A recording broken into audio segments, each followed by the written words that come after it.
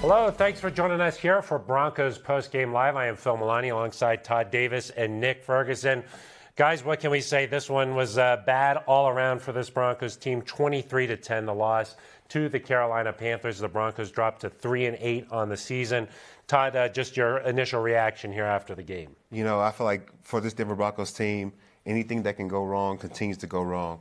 They have drives that seem like they're getting put together. Then Cortland Sutton gets a costly, unnecessary roughness penalty. You have fumbles after fumbles. You have just a lot of plays within the game that feels like they continue to go wrong for the Denver Broncos. It's tough because you look at this game, and this was a winnable game for them, and you look at the rest of the season, and it starts to get pretty dark. So we definitely want to see the Broncos come away with a win today. Unfortunately, they weren't able to get it done. Nick, what did you think? Well, this one is really simple for me, guys. I call it my, I'm going to blame it on my peeps. And what that means when I'm talking about peeps, that's pressure, execution, penalties, and scheme.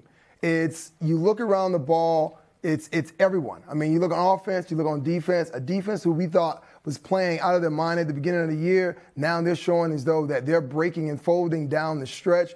And the offensive line, man, once again, it becomes a storyline of this season. What can they do? They cannot hold up on the edges. Cam Fleming, Calvin Anderson, and I mean, listen, that Carolina defense, they were coming after Russell. 10 quarterback hits. You're not going to be successful when your quarterback hit that many times. Russell Wilson said last week one of the tough parts about this whole thing was the Broncos have been in every single game. He almost said, man, I wish somebody would just come and just beat us up.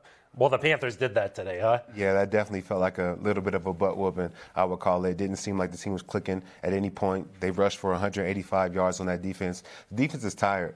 I think they've been the bright light of the entire season on the team, but now they're tired, they're worn out, they've played long games, they've been forced to put the team on their back through every game to keep them in it. They're tired now, and I think it's starting to wear, and you're starting to be able to see, the longevity of the season start to take its toll on the Denver Broncos defense. Well, this was a case of Neil Diamond's Sweet Caroline as the Panthers decided that they were going to run the ball down the throats of the Denver Broncos. It's one thing for a team to say, hey, listen, we're going to try to get outside on the perimeter, which the Carolina Panthers actually did today. But it's another thing when they line up with Freeman in the backfield, and they're going to run the ball, right? And they keep running and running and running. We talked about it before the show started. 4 running backs this season over 100 yards. It's hard to be successful as a team. And I know, Todd, you like so many other people who have said, hey, listen, this defense is tired. I get it. I understand the offensive woes. But when you can't get off your blocks and you can't stop the run, to me, I'm going to put it on you as a player. Yeah. Well, let's show you the highlights, how things unfolded there in Charlotte. The Broncos, this was a game of some missed opportunities in the first half. Latavius Murray with the Broncos' longest run of the season, 52 yards here. It was their first run of more than 20 yards this season, but just a few plays later, Russell Wilson gets the ball knocked out of his hand. It looked like maybe that was going to be an incomplete pass. It turns out it was a fumble, and Carolina recovers there at the 23. In the third quarter, Sam Darnold, hey, when he fumbles, this is what happens. He recovers it himself, rolls in for a touchdown. The Panthers would go up, I believe it was 17-3 at that point. A little later in the game, all but desperation mode here for the Broncos. They finally get into the end zone. Russell Wilson's 300th career touchdown finds Brandon Johnson, and the Broncos go on to lose 23-10. We can take a look at some of the final stats here after the game. 23-10, the final there, but the Panthers, you can see a little bit of domination there. More than 100 yards difference in total yardage there. 185 yards rushing. The turnovers cost the Broncos today too. Time of possession, the Panthers dominated there. None of that looks good for the Broncos, huh, Todd? No, the Broncos were defeated in every single statistical category there was today. I don't think you're going to win. I think the turnover battle is a huge statistic that we look at as defenders. Usually when you're able to win the turnover battle, you're able to win the game or at least put yourself in position to win the game. Those 2 costly fumbles really hurt the Broncos. And like those clips go to show, you have a big run, fumble, Towards the end of the half, Cortland breaks open for a nice pass, maybe 20, 30 yards down the field. They get in field goal range, and then all of a sudden they miss the kick. Every time something good goes right for the Broncos, something bad happens to follow, and it's tough to see. I want them to clean it up. I don't know what they can do at this point of the season. Hopefully it gets better. Yeah.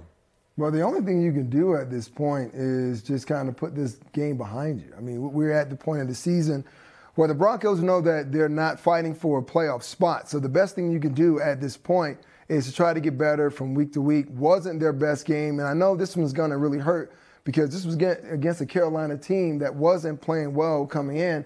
A lot of difficulty trying to decide who was going to be the starting quarterback, and the Broncos just couldn't get things done today. Yeah, this was a winnable game for this Broncos team. Let's go back out to Charlotte here real quick. I believe Broncos head coach Nathaniel Hackett is at the podium. Hello, injury update. Dakota Allen, hamstring. He did not finish the game. What was the most disappointing part of today for you? Third down. It's something that we've continually talked about over and over again. Had some opportunities, whether it be a tipped ball or a missed opportunity. We've talked about that continuously. Every time I've been up here, is that's what we need to be able to continue those drives. There in the fourth quarter, Mike Purcell and Russell Wilson got into it all the time. What happened there? I didn't see it. I know they're both competitors. I know Mike wants to win. He's going to do whatever he can to try to get the team fired up. And, I'm not sure. We'll get to the bottom of it. Today you were basically in a bunch of close games. Today did not feel like that. Does that make this disappointing, a little more demoralizing against a team that obviously struggled this season? I mean, when you lose, you're always upset, and we have to be better. I think when you look at the turnover that was down closer to the red zone there, that was an opportunity. That was a big point swing. I thought we did a good 2-minute drive to get down there and have a chance to be able to get some points before half. But in the end, we all got to be better. It starts with me. We got to be better and got to find a way to win some of these games. Started last week in such a good rhythm offensively. What prevented you from finding that early? I'm going to have to look at the tape a little bit. I know we started off with that first play. They ended up getting a -4 there to Montreal. So, again, we got to try to find a way to get some of those easy completions, the way to move the ball. Russell talking this week about prioritizing the third quarter and being better there. Obviously, it was difficult again this week. What are you seeing that's happening right after halftime that's been difficult? Yeah, I mean, we scripted out even our third quarter plays so that everybody would be prepared for those, and they didn't work well. I mean, we got to find better ones. We got to find a way to come out of the second half and have an opportunity to be able to move the ball some. I thought we had 2 plays. I think we got into a 3rd and 2 position there. We had a chance to convert it, and that's kind of where it ends up is those third downs. We're not converting, and that's just something that's unacceptable. What were they doing on the ground to have so much success and kind of get the D-line pushed back? They created a lot of double teams. They got in a lot of big personnel. They brought an extra tackle in, and they just lined up, and they were just going to smash mouth it downhill and see what they could get from it. And they got some good runs. You scored 3 touchdowns in London, and since that time, from my observation, Russell and the offense is trending worse. How do you explain that? Yeah, I mean, obviously we want them to get in a rhythm. We want to score as many points as we possibly can. We've had a lot of shift of different personnel with people going in and out, and that's no excuse. We got to get those guys caught up to speed. They got to be able to contribute, and we got to continually work with the guys that we have that are going to be out there. Brian Burns, he was a tough block for you, just like Crosby was last week. Struggling to find answers against their big guys on the edge. Yeah, we made a couple adjustments, started trying to chip over there. When you do that, they all of a sudden know that, so they start making some adjustments. So we know we got to be able to help over there. We got to help on both edges. We got to help and find a way to be able to let the quarterback have a little more time to be able to make a play. You've wanted this crew's willingness to sort of stick together throughout the season. How do you keep that, now that most of the sort of tangible goals of the season, especially since the postseason are gone? It's about accountability. Everybody's got to see what they can do themselves to be able to get better. It goes in all 3 phases. All 3 phases have to be better. That starts with me. I got to be better. The coaches got to be better. Players got to be better. And we just continually talk about growing, understanding where we're going to go, and what we can do. Are you worried at all about your own status after a loss like this? What 7 or 8 games you guys have I mean, it's about the team. You know, I just want to find a way to win a football game. I mean, that's so important to me. These coaches, these players, they work so hard, and I just want to be there for them to be able to try to make it so we can be successful out on the field. As you evaluate everything from this game, will play calling be another thing that you evaluate going into Baltimore? I think we're always evaluating everything. We want to try to put ourselves in the best position possible. I think Clint has done a good job, and we got whoever's calling the plays, we got to find a way to get more yards and more points. Expectations coming in this year were obviously really high. Where do you think things have been able to put your finger on what things have just gone wrong? I mean, every week we evaluate different things, try to see how we can try to improve. We definitely have to get certain guys up to speed so that they can get out there and contribute at a higher level. But we're going to continually look at everything to try to see how we can get better. And yes, we all have high expectations. I mean, every game we go into it, we want to win that football game. We feel like we can, and we just got to do a better job across the board, and it starts with me. Thank you very much, Coach. Thank you. And that's Broncos head coach Nathaniel Hackett there at the podium after a disappointing 23-10 loss to the Carolina Panthers. You're watching Broncos Postgame Live. I'm Phil Milani alongside Todd Davis and Nick Ferguson. Guys, what were your takeaways from what he had to say there? I thought it was interesting. He said they scripted plays for the third quarter. You don't normally hear teams doing that, right, Todd? No, not normally. I think he was doing his best to try to get ahead of some pregame adjustments. Usually you script your first 15 plays of the game. He wanted to do a little bit more to try and put his team at the best possession he could. And, of course, it didn't work. He continues to say that it has to start with him. I know that a lot of things have hurt the Broncos this year, injuries being the worst-case scenario for the Broncos. They've had a lot of injuries. There's nothing he can do about it.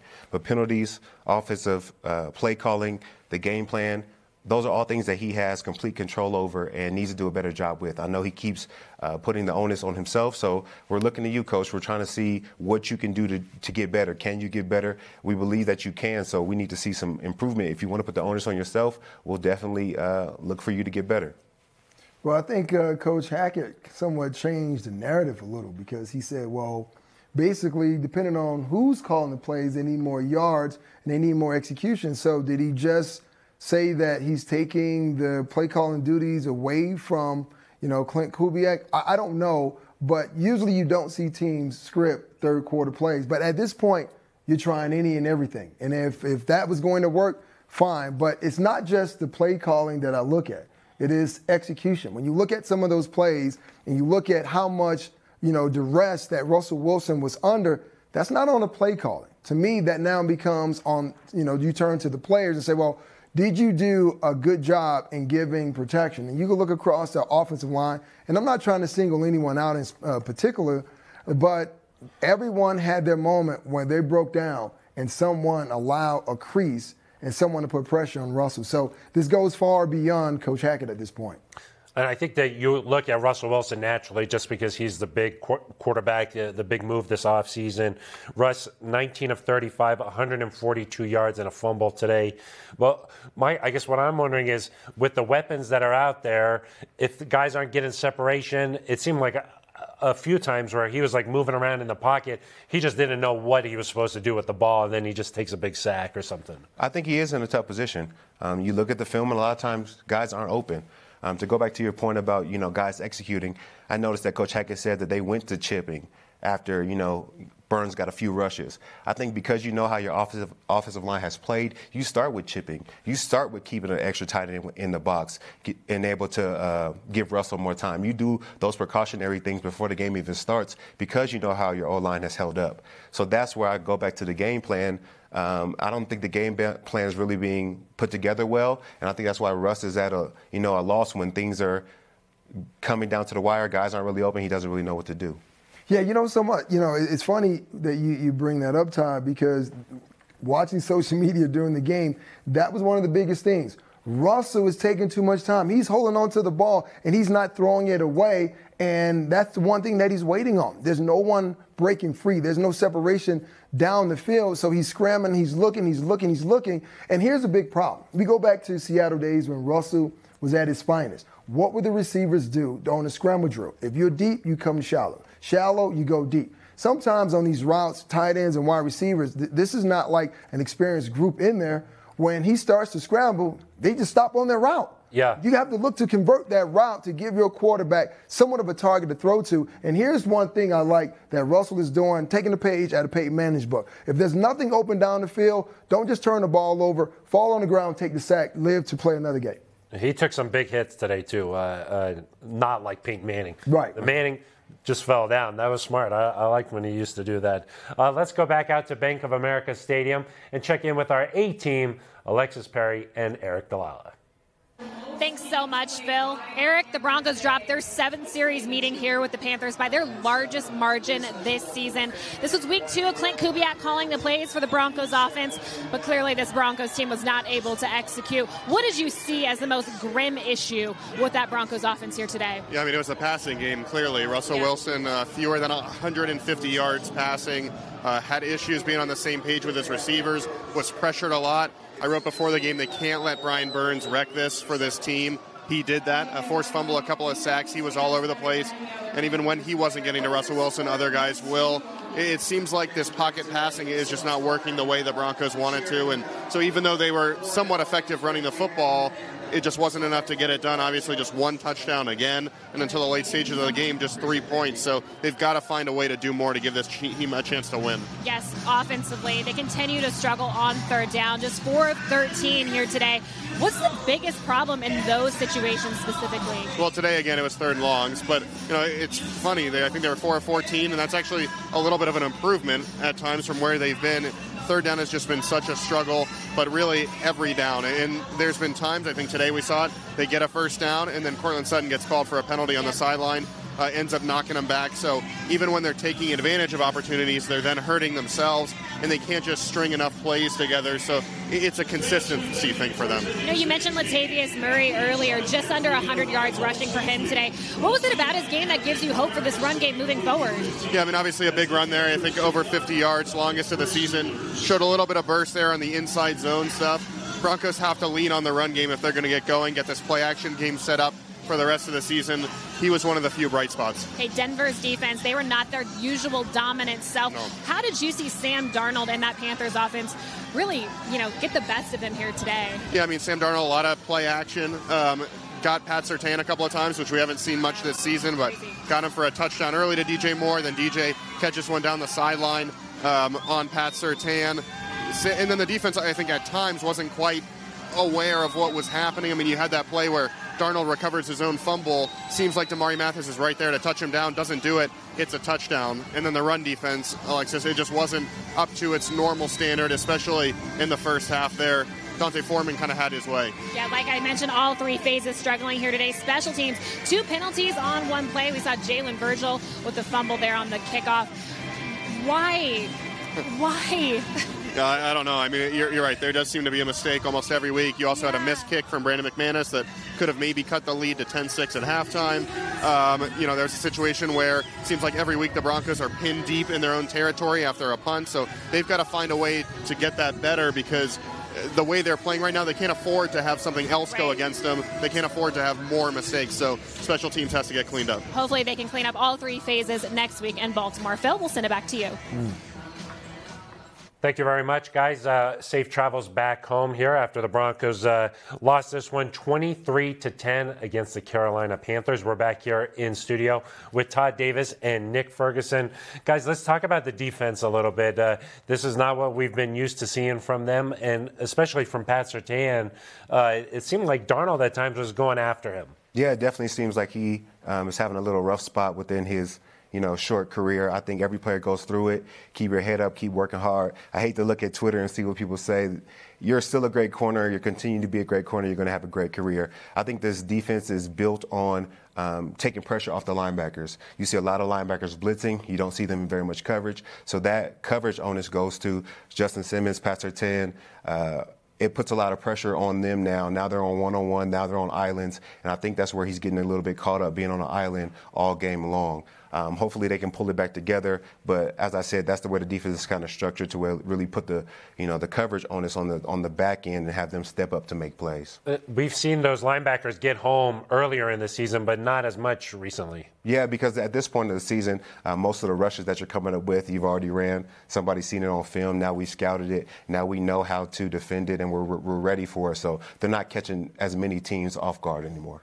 What do you think? Well, the biggest thing, we can point the finger and look at Pat Surtain, and you're absolutely right. Over the past 2 weeks, teams have definitely targeted him, but it goes back to the Broncos playing man coverage and zone coverage. And that first starts with the guys up front. The Broncos are not getting the type of pressure that they were receiving in the early part of the season. You look at today's game, no sacks, very little pressure. Last week against the Raiders, 1 sack on Derek Carr. That plays a lot into what goes on in the back end. And I know right now the spotlight is on PS2 because when you look at some of the passes, let's go back to the DJ Moore pass on the right side of the sideline. That was a great throw by Sam Darnold. Let's give him some credit, but DJ Moore made an exceptional play. And at the tail end of that, there was a little push off by DJ Moore, but they allow that in this league. But it's about the safeties being where they need to, especially when you're playing zone. If a guy is running across on those short crosses that the defense is now being attacked with, you need to have that guy on the opposite side of the defense being where he needs to be at the right depth, because if he's not, that trailing player is going to be considered to be burnt or toast, as they say on Twitter. Burnt toast. You don't want to be that, not in this league. That was surprising, too, today in the red zone. This was the top red zone defense in the league, but the Panthers scored a couple down there close to the end zone. Yeah, they're starting to, I guess, have little breaks within the defense. I think it goes back to my realization that they're getting tired. I think everybody's been playing hard, and they're not looking like the defense that they did the first 8-9 games of the season. They're missing some keys. Bodies are tired. They're wearing. And it's looking like it. You get frustrated, too, probably on the defensive side. Maybe you're not as mentally checked into the game when hey, we're down 17-3. That's like it's almost game over at that point. Yeah, and we saw that with Mike Purcell after the field goal. Things got a little chippy. There was a flag thrown. And as he's walking back to the sideline, Coach Hackett is standing there, and so is Russell. Now, I don't know what was said from Russell to Mike, but it sure looked like it was something spirited from Mike Purcell. So we have to wait to see what comes from that situation. But yes, it is frustrating when you're constantly on the field. The offense can't move the ball down the field and convert on third downs. So it is frustrating. Yeah. Let's go back out to Carolina again and check in with our team reporter, Sydney Jones. Thanks, Phil. We're here with safety Justin Simmons. Justin, a tough loss here. Overall, what did you think about the defense's performance tonight, and how do you guys want to move past this? Not good enough, and we got to stop the run. Obviously, we didn't do that, so a lot of self-inflicted wounds. But Carolina came in, they played hard, and we didn't get the job done. Yeah. Being a vet on this team and a leader of this team, what's your message to the guys here in the locker room after the game? I mean, there's honestly not much to say. We keep talking about it week in and week out. We got to take it 1 week at a time, take advantage of the opportunities that are in front of us, and we weren't obviously able to do that. Defensively, we knew we had to come in and stop the run and limit the explosives, and none of that happened. So with that type of performance from us, there's no way we're going to win. Looking specifically at the defense here, what's kind of the main focus this week as you guys try to turn the page pretty fast and look ahead to Baltimore? Yeah, so a lot of self-reflection. You got to look at yourself, watch the tape, look at yourself in the mirror, and look at the things that you can correct and fix. And, I mean, that's the only way to move forward. You can't point the finger. You got to be able to, like I said, look within yourself, look at the film, watch the things that you can correct, and then move on to next week. 24-hour rule is still in effect. Watch the film, move on, and, get ready for next week. I know you still have to watch film, but what are some of those things that you think you need to correct and focus on really this week, just immediately following the game here? Yeah, I think a lot of times you play search. You look for ways to impact the game, instead of just doing your job and assignment. And, defensively, you got to play with all 11, all across the board. In the run game, the D-line has to be able to trust the secondary, and we got to be able to trust, up front, that everyone's going to be in their gap. And it's just a well-oiled machine. And, I feel like a lot of the times, myself included, guys were searching to try to make something happen instead of just trusting everyone. And That's where a lot of plays got opened up. So get back to the drawing board, like I said, self-reflection, and watch the tape and get ready to move on to next week. Justin, thank you. Phil, back to you. Thank you very much, Sydney. With Justin Simmons there inside the Broncos locker room, boy, he kind of sounded deflated, huh, guys? Yeah, that was tough to see him sound like that. I know that he's a great player, but he hasn't had a great season since he's been here. I think he's trying to make something happen. I totally noticed that guys are searching and trying to do more than just their job. That's what happens when you don't believe in your offense. When you don't feel like the offense can get it done, you feel like you have to, find something within yourself to try to make something happen, score some points, and make a big play instead of just simply doing your job. So hopefully they get back to doing their job. And, I hope that Justin continues to work hard. He's a great man. He's a great leader. Keep working hard, Justin. How does it feel when you're a great defense like this Broncos team has been this year, but you're not generating those turnovers? This team hasn't generated a lot of turnovers. Pat Surtain, the second, does not have an interception this year. Do you start to do that in your mind? You're like, I got to do something extra here where I can make that play. Yeah, that's exactly what Justin Simmons was talking about, guys searching. And right now, when the Broncos have been searching to make plays, especially in the run game, you have guys out of gaps. And that's not what Justin Simmons said verbatim, but that's what he kind of alluded to, where guys are trying to search, trying to make plays. And I can understand the frustration with the offense, but at the end of the day, you just have to do your job as a defensive player. Because once you turn on that film and the coaches start going down that list and grading plays, you want to make sure that you grade out with no misassignments or no misalignment. So don't go out there trying to do someone else's job, do your job. And if that means as though, hey, there's a run here, there's a pass here, just know that you did your job, because the word that we hear every single week is accountability. And it just seemed as though that accountability still wasn't here today. Well, a little bit earlier, we were talking about Mike Purcell and that exchange near the sideline there. He met with reporters inside the Broncos locker room. Let's take a listen into that. Get something off your chest? I've talked to him. I said it comes from a place of love. We're all in this together. We're all brothers, and spark's got to come from somewhere. And that's a leader of our offense. So they're about to take the field. So that's all it is. Is there still is everybody together on offense and defense? Are you feeling any kind of a division at this point? We got no choice to be together. We're all in this together, and that's the bottom line. All right, thanks, Mike. Appreciate it. Mike, we talking just about the run defense. You guys just trusting one another. Was that one that you see? We just didn't get it done. Point blank period. We just didn't get it done. We didn't stop the run, and hats off to them. Is this one of the most frustrating losses at all? Every loss is frustrating. Doesn't matter what it is.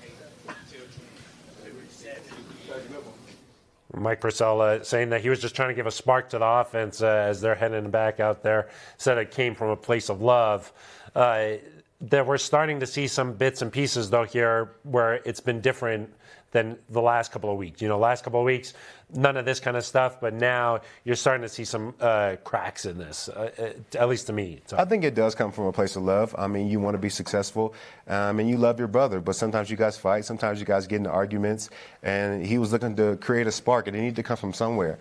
They had enough conversations on the defensive side of the ball, enough with the offense alone. He felt the need to take it upon himself to say something. And I don't feel like he was, totally wrong for it. Maybe there was a better time and a better place, but things need to be said. If you're not happy with the way things are going, say something about it. Families fight. Families do fight, and I come from a rather large family. So, me and my brothers, we've had issues before, but we still love each other at the end of the day.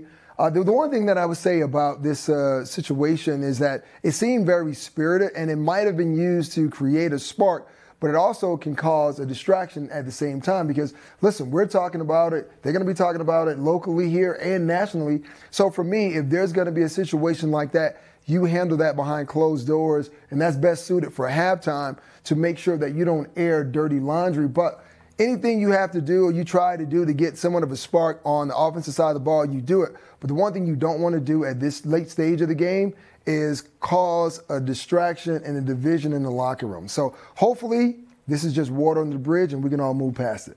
Where do you think this Broncos team is right now? There was so much expectation at the beginning of the year. Then there's sort of probably an anger phase when it's not going well. And then at some point you just have to admit, like, hey, look, we're just not very good, and let's just try and play for some pride here down the stretch. Where do you think this team is right now? I think they're exactly, what you just said. I think they're in a point where they feel like they're not playing to the caliber of where they could play. Now they're just playing for the pride of themselves and the organization, and they're searching, they're reaching, they're trying to do things on the field, to make the team better and do what they can, but then also off the field with Mike Purcell, trying to take it upon himself to say something to Russ. I think that everybody's in the stage right now. Even Coach Hackett, they're scrambling. Everybody's scrambling. You can feel it. There's no cohesiveness. There's no accountability. Everybody's searching, trying to protect themselves and trying to secure their job for next year. So I think you really can feel the scrambling going on in the whole organization. That's scrambling. That's a good way to put it, Todd, just because, like, even the switch at play caller last week, you're just searching for any kind of help, anything that would give this team a boost. Well, where it seems like this team is right now, the perfect word is chaos. It's like they're in this glass wind tunnel, and papers are flying all around, and no one is trying to grab one piece of paper to start the first step in bringing some kind of control to this team. Everyone just kind of frantically grasping for straws. You ever seen one of those old 80s or 90s machines where they got dollars blowing up and the person's trying to grab all the money? Yeah. And they never collect that much money? That's kind of the situation the Broncos find themselves in. Right now, all you need to do is just grab $1, $2, $3. One fish, red fish, blue fish. Whatever you got to do, you try to do it to get this team back on track. But right now, nothing is seeming to work for this team. Well, one bright spot is that some young guys are getting some valuable playing time. I mean, that's the only way to really spin it. Hey, the guys like Jalen Virgil, Brandon Johnson, they're getting some valuable playing time. Brandon Johnson got into the end zone today, and he was with Sidney Jones after the game. Thanks, Phil. We're here with wide receiver Brandon Johnson. Brandon, obviously not the outcome you guys had hoped for tonight, but it was your first career touchdown. So walk me through that play, and how did that feel for you? It was a good play call. We ran a couple crosses across the field, got the defenders a little confused. A lot of them hit each other, and I just came open on the other side, and I was able to reel it in. Russ found me, so it was a good play. Well, your first career touchdown in the NFL, what did that just mean for you personally? It's a blessing. I give all the thanks to God. I mean, a couple weeks ago I was at home, so I give all the glory to God, man. Without him, I wouldn't even be here right now. So I'm just grateful. Well, that score came in the fourth quarter. Prior to that, we hadn't seen the offense, find the end zone. Up until that point, what do you think was some of the biggest struggles on offense tonight? It's hard to say. We're gonna have to really break down the film. We'll get in here and do that tomorrow. Can't wait to take a look at it. And I know as a team we're gonna bounce back. I know we get tired of saying the same thing week after week, but I believe in the guys in this room, and we all believe in each other. And we're not gonna split apart. We're gonna stay together, and we're gonna figure it out. As you guys look ahead to Baltimore this weekend, what do you think is the main focus really this week? Just staying together. Yeah. Just staying together. When teams are losing, it's easy to point fingers and separate and click up. We just got to stay together, and we're going to find a way. What was kind of the message here in the locker room following the game today? Just that. Literally just that. We pride ourselves on being a family. So we're gonna act like it. We're gonna act like it. We're gonna show it. And I just look forward to the next opportunity to get out there and show what we can do. Brandon, appreciate your time. Yes, ma'am. Thank you. Thank you. Phil, back to you. Thank you very much, Sydney. Brandon Johnson finding the end zone for the first time in his career, so you got to feel a little bit excited about that. Is this an opportunity, though, for some of these younger guys to be discovered, essentially, Todd? I think it is. They're going to get a lot more playing time than they have throughout the year with KJ Hamler and Jerry Jeudy and the numerous injuries that they've had in the Broncos wide receiver group. So it's a time for them to really show what they're made of. I think they can really let their hair down. They're not really the team is not doing great. So if you go in there and you do bad, you kind of no pressure. But if you do great, then of course the whole league notices it. So hopefully they go in there and put their best foot forward. Some of these young guys, this is an opportunity for them, especially with all the injuries mounting here for the Broncos. Yeah, it is. We saw a switch from the return game. We saw Jalen Virgil go back to return a couple of kicks, but also we saw Montrell Washington used in ways that we haven't seen all season long. They lined him up in the backfield. They try to, give the ball to him, hand it off to him, and then throw it to him out of the backfield. So this is an excellent opportunity for a lot of inexperienced guys to get valuable playing time moving into next season because the team already understands where they are. Right now, that should be the modus operandi for this organization. How can we get more of our younger players valuable playing experience? And yes, that means getting Greg Dulcich more touches. Yeah, well, that's an interesting point there because Dulcich, you would think, is one of the bigger playmakers for this Broncos offense. Him and Sutton. Sutton had 6 for 75 today. Dulcich, the production has really dropped off the last couple of weeks. You would think that no Judy, no Hamler, Dulcich would be getting a big workload. Yeah, I'm surprised that he's not getting more of the workload. He's continuing to trying to find the wide receivers. I think they're going to a game plan now where it's quicker routes, things to kind of get the ball out of Russ's hands quicker, so he's not sitting in the pocket so long. But when he is, guys are not really open. And I think that's whether you're a tight end or wide receiver, nobody's open for him half the time. So I think that speaks to one of the reasons why, Dulcich really isn't getting more catches. I think they should do more to include him. I don't know what else you would do. I think he's one of your most productive offensive players up until this point when he has the ball in his hands. So get him the ball. 2 catches for 11 yards for Dulcich today. So yeah, it's not enough production for a guy that's been that productive. As talented. Or can be that productive. But you think about what the Panthers offensive coordinator, Ben McAdoo, decided to do with his tight ends. He did the old chip and release. And you know what that means, Todd. You just slam on the guy and 1,000, 2,000, then you fall off into the formation, and that's a quick outlet throw. I mean, the Broncos can definitely do that with Greg Dulcich, and I would like to think that he's a faster guy than the tight end that the Panthers are going to deploy. So these are quick, short routes that you have to do because your offensive line isn't positioned that well. But at the same time, you still have guys who you can put the ball in their hands, and they're capable of making those type of plays for you. So there's an opportunity for some younger guys here to really step up down the stretch. What about some of the veterans, guys like Justin Simmons or Josie Jewell or something? What are they playing for down the stretch here? I think they're playing for their jobs. I think, once the team starts going downhill and the season gets to the point that it is right now, everybody is worried about where they'll be next year.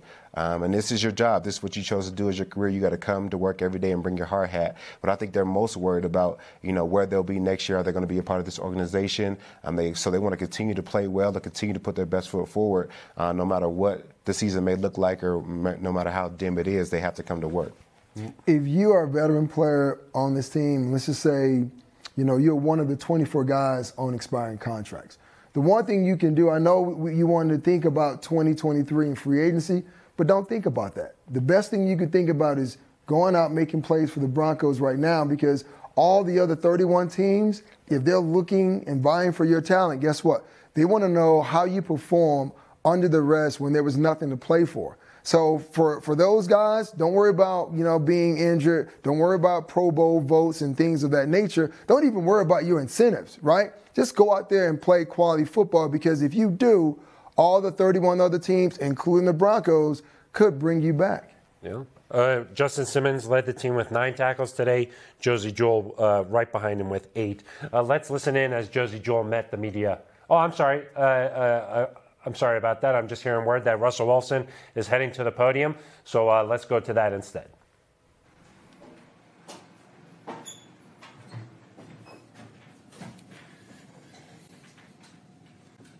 Questions? Russ, first, what happened with you and Mike on the sideline? It blew up on social media. It's fair to ask that first. What happened in that situation? No, Mike and I are on the same page. He came off, after they kicked the field goal, and he was pissed off. He just said, we got to F and go, and I agree, So me and him on the same page. There's no animosity there at all. We're on the same page. We got to win. We got to come out here and have some grit to us, some mentality to us. We got to be able to win these football games, and so those guys are out there battling every play. On offense, we got to be able to capitalize, and so. There's nothing there at all. I mean, me and him, there was no nothing there. Russ, with all due respect, this is the offense. It's getting tougher and tougher to watch. You guys just can't seem to score points. Yeah, it's unacceptable. Bottom line, this organization, this tradition here, this everything else. It's we got to honor it. We got to honor it by winning. We got to honor it by our work ethic, continue working hard. But We got to go out there and play great, and be able to find ways to score touchdowns. I think at the end of the game there, the best thing I saw was we didn't give up. And I think even that second to last drive there, we battled, went up and down the field, kept going. Had some shots in the end zone, and then I was happy for Brandon, obviously, just to get that touchdown for him. But just it's unacceptable. Sorry, say it one time. Any balance, obviously for you, that's your 300 tie Elway versus the emotion of what you're going through right now with the loss. Any balance of those two things? Well, I think first of all, I'm more happy for Brandon, to score his first touchdown. What a blessing. Obviously, he's been working so hard, and he's done an amazing job. High character guy, guy's giving everything every day. In terms of, obviously with the John Elway thing, I'd rather win than anything else. At the end of the day, the only thing I care about, the only record I really care about is winning. And so we got to find how to do that. Why do you think the offense hasn't gained traction or been able to improve over the course of 10, 11 games? I think we've been inconsistent. We've been inconsistent. We've been had some good runs. We've had some good passing plays. We've had some good moments, some really good moments, and then we've had some bad ones too, and allow us not to be successful. And so we got to get the losing out of our system. Winning is a habit. Losing can be too, and so we got to make sure we have winning habits throughout the process, not just throughout the week, but throughout the whole game. It's a 4-quarter game. It's a 4-quarter game, and the game wasn't over. And we got to keep believing in it. We got to keep, not blinking. We got to believe that at any point something great's going to happen. And so we got to capitalize on opportunities. And I think we kicked the field goal when they muffed the punt. We got to get touchdown there. There are different moments like that. And so I'm going to do everything I can for us to figure that out. We're going to do everything we can as a collective group, and that's what we have to do. What kind of impact does it have when a guy like Brian Burns, is coming back as much as he was today? How does that affect the way that you specifically want to play? Yeah, obviously, Burns had a great night. He's a great player. He's done some special things. You got to give him his respect and tip your hat to him. He did a great job tonight. Tremendous player, tremendous athlete. We saw it on film. We saw what he could do, and so we got to be able to slow him down for sure. And we battled, but he had a great game. It felt like during the week, leading up to the games, as you guys come into this, that it obviously hasn't turned out well on Sunday. Are you feeling during the week like it's coming together, and does that make a surprise when you guys show up on Sunday? Yeah, I definitely think so. I think that that's probably the most disappointing part, because we had really the past three weeks or so. I think the whole week in London, I thought we'd had an unbelievable week. Focus level was there, backs against the wall, going international, everything else. I thought our focus was at an all-time high. We come back and we had a great week of practice, getting ready for last week, and everything else. And obviously we felt like we should have won that game. It was a battle. And then obviously this week, we only had, I think, 2 drives in the first quarter. I think we were backed up on the 4 or 5 yard line. We had to punt it. Next drive they get, and then they go for the fake punt, so they kind of steal a drive from us. And so it's definitely disappointing today. But like I said, we have to stay focused on the work. And we got a lot of young guys. There's a lot of great opportunity for those guys to learn as much as they can, to learn what adversity is like, to learn what tough times are like. It's definitely a tough time, but also knowing that it's also temporary if we have the right attitude. And there's really 2 things we can control: our work ethic and our attitude.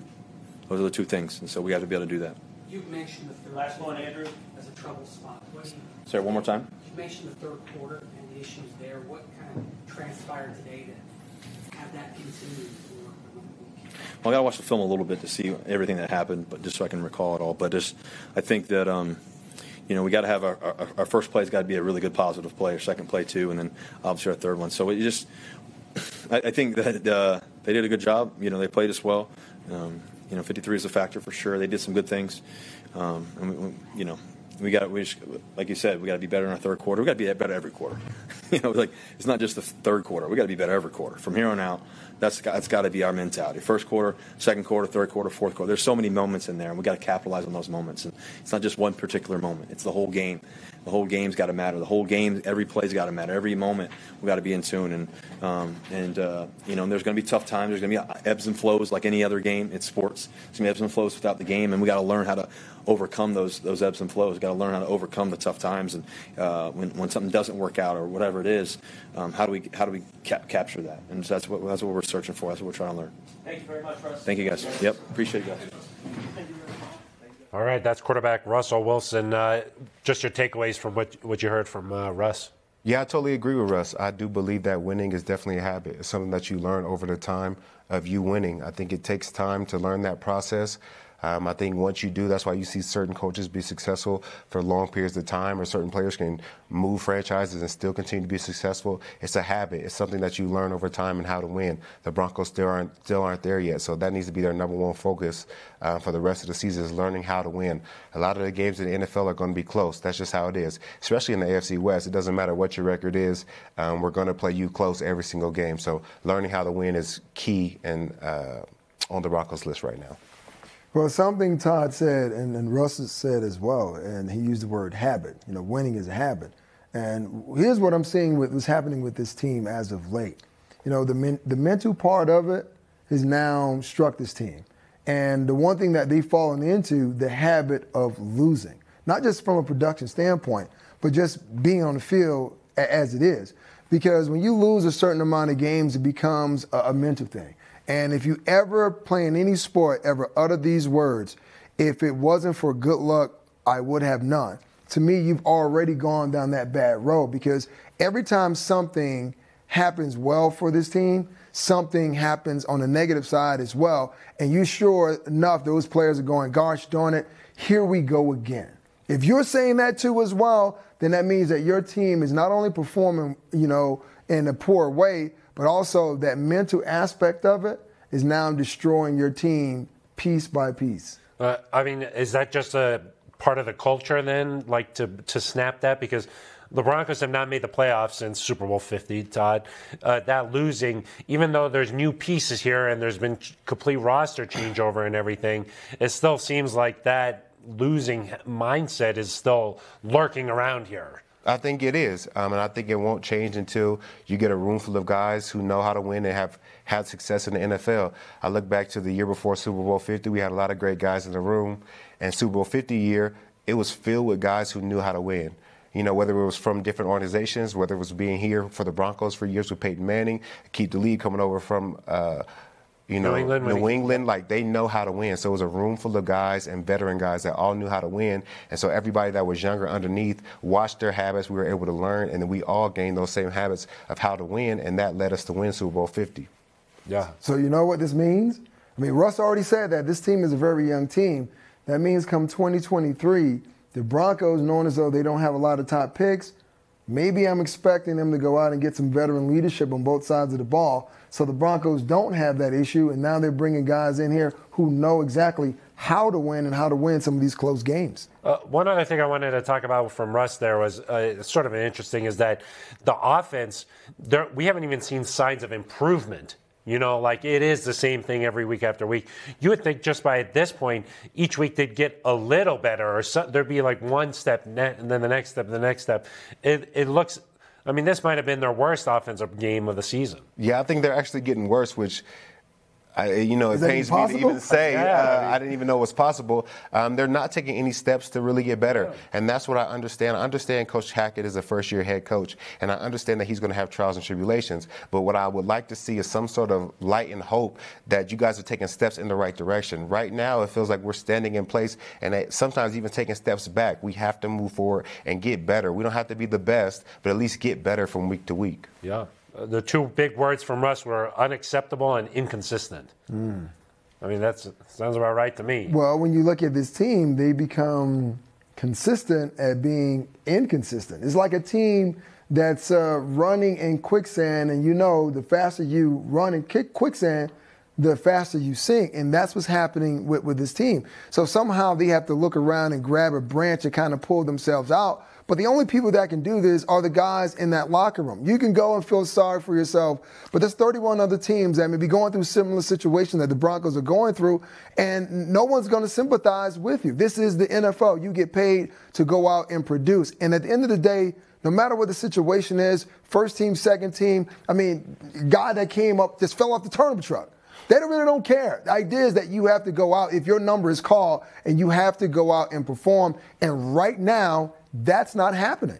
Well, the road gets a lot tougher for this Broncos team. They got Baltimore next week, and then at home against the Chiefs, two of the top teams in the AFC coming up next for the Broncos. But for now, it's a 23-10 loss to the Carolina Panthers that drops the Broncos to 3-8 on the season. That's going to do it for us. For Nick Ferguson and Todd Davis, I am Phil Milani. You've been watching Broncos Postgame Live.